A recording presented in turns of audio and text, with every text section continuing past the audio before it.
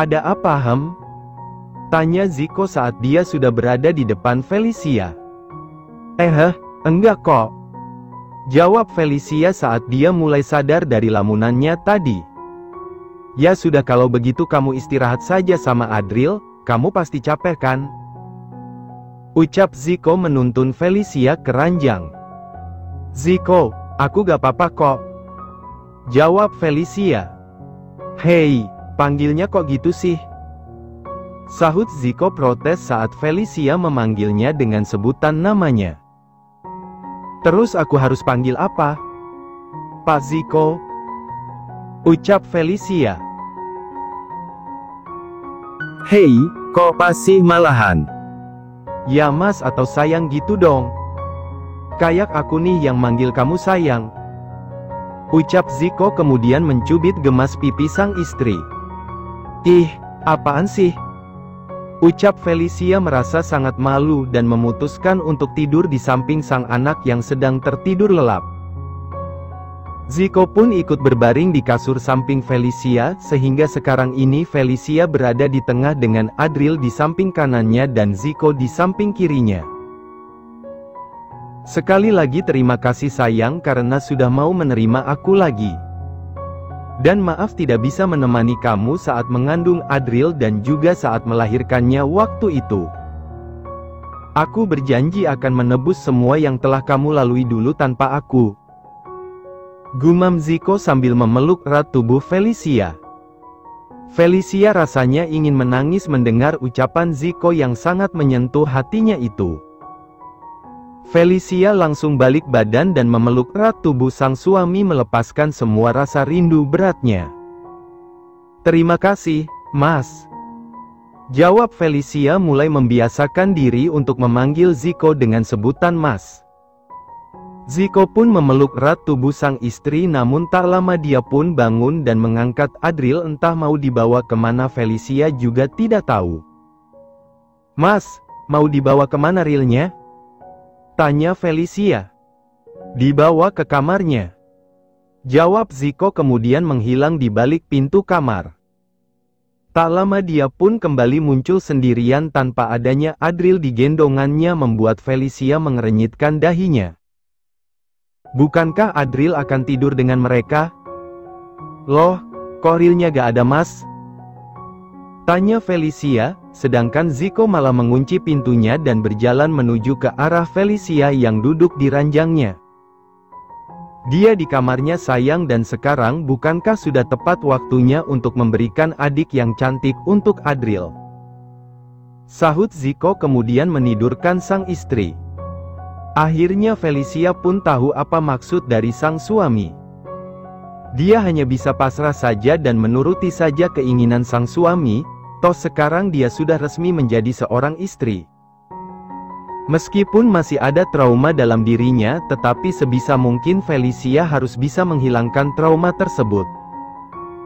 Karena menolak keinginan sang suami adalah hal yang tidak boleh dilakukan oleh seorang istri.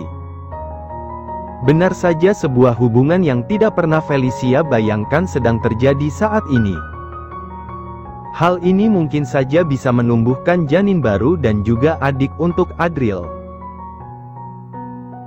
Zico kembali merasakan sensasinya yang masih saja sama bahkan lebih memuaskan menurut Zico.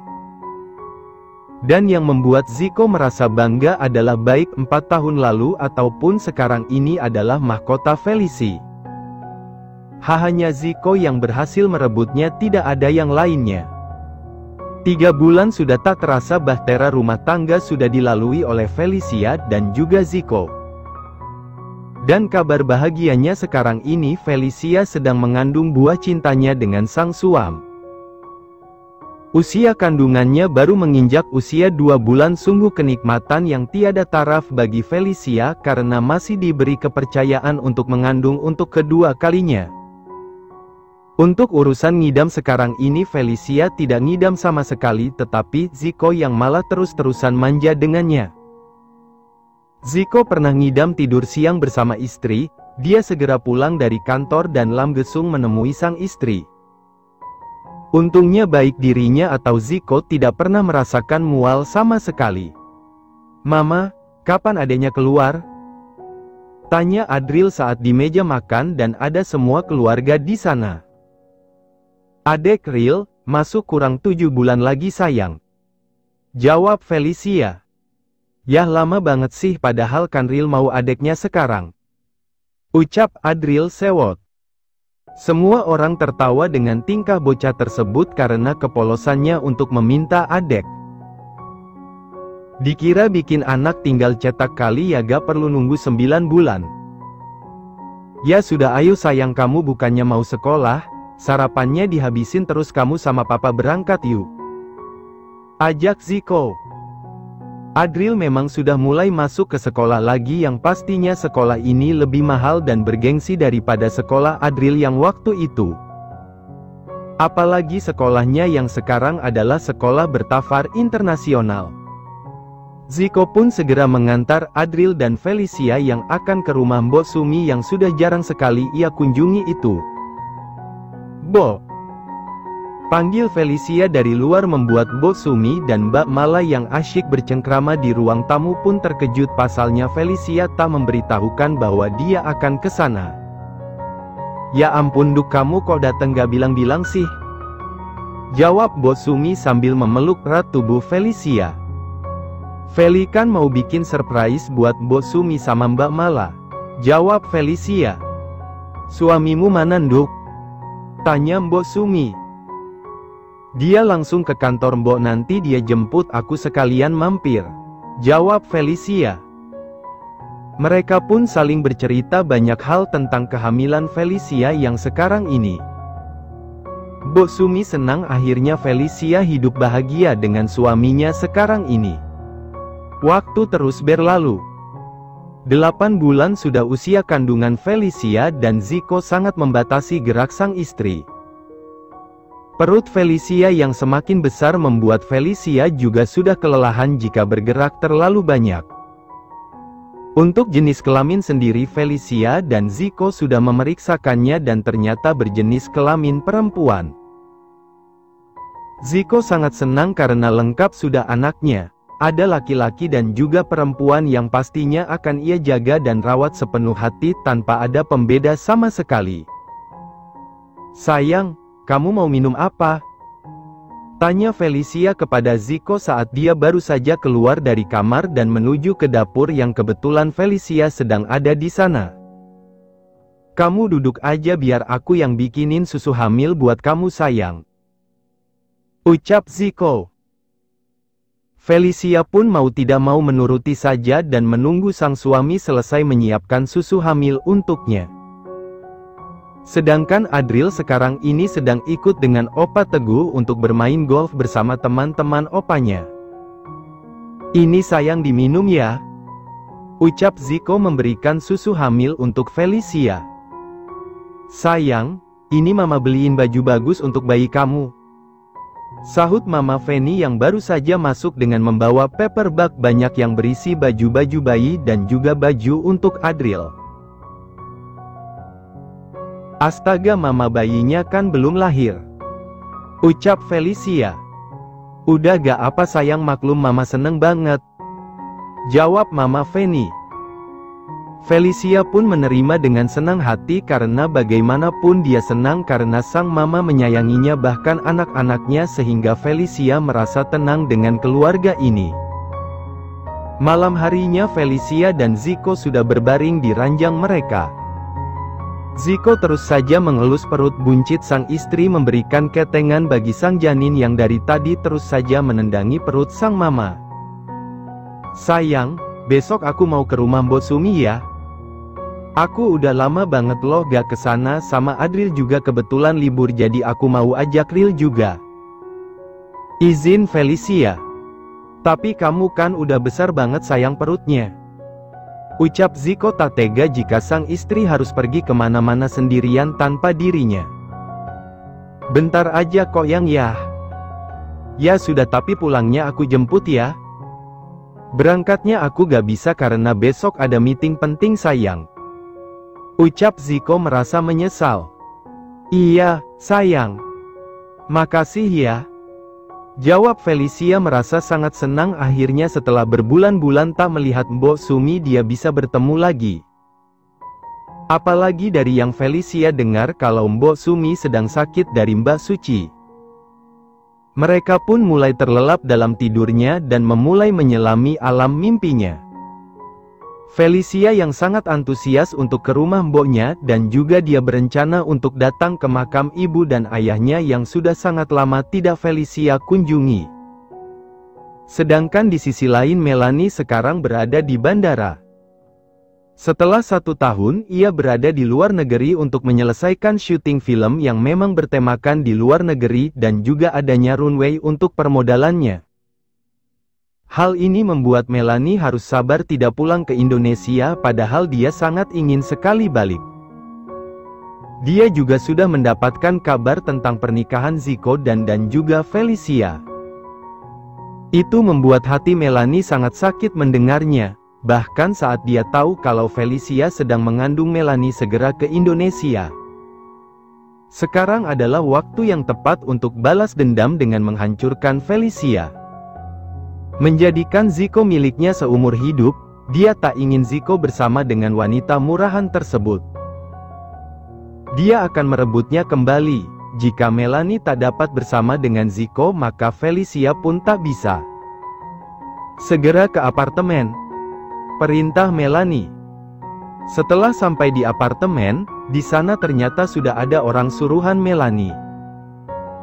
Dia menyuruhnya untuk mengikuti gerak-gerik Felicia beberapa hari ini sebelum dia kembali ke Indonesia waktu itu. Bagaimana? Tanya Melanie.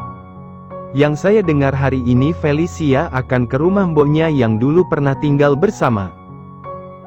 Kebetulan juga Tuan Zico tidak ikut dan hanya ada Felicia dan juga sang anak. Ucap detektif tersebut. Bagus kalau begitu kita akan menjalankan rencana kita sekarang juga. Ucap Melanie dan mendapat anggukan dari orang suruhannya tersebut. Sedangkan Felicia sekarang sudah berada di makam orang tuanya. Dia memang ingin ke makam terlebih dahulu sebelum ke Mbok Sumi. Dan dia juga ingin memperkenalkan sang anak kepada simbahnya yang tidak pernah Ril temui itu. Ma kita ke makam siapa? Tanya Adril.